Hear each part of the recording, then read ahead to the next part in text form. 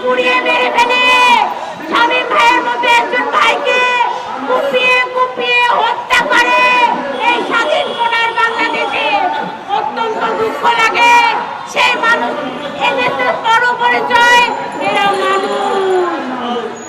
মানুষের যে বড় পরিচয় আর কিছু লাগে না। তারপরেও একদল মানুষের মতো দেখতে, হ্যাঁ না, তারা 2 দিন পর পর কথা নাই বার্তা নাই ধর্ম অবমাননার ট্যাগ লাগিয়ে বোনের কন্যা ধরে টানে, আমার ভাইয়ের আগুন গায়ে আগুন দেয়, কবর থেকে লাশ উঠিয়ে সেই লাশে আগুন দেয়, জ্বালাও পোড়াও করে, মাজার ভাঙচুর করে। কিন্তু ধর্ম অবমাননার যদি বলতেই হয় তাহলে আমরা কি ভুলে যাই সেই সর্বনায়ের পীরের কথা, যিনি বলেছিল যে কোরআন হচ্ছে একটা শুভঙ্করের পাখি। সেই সর্বনায়ের পীরকে একটা থাপ্পড়ও তো কেউ দিল না যখন সে বলেছিল শুভঙ্করের পাখি হচ্ছে কোরআন। তখন কি ধর্ম অবমাননা হয় নাই?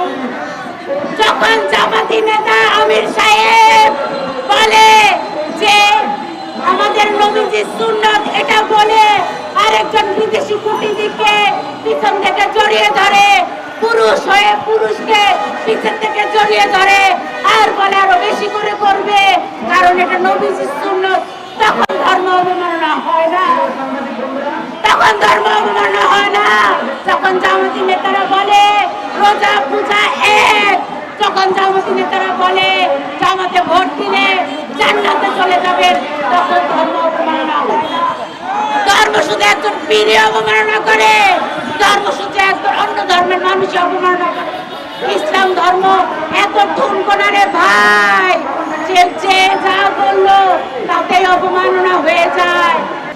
ওরা অবমাননা ধর্ম অবমাননার ট্যাগ লাগাতে আসবেন না।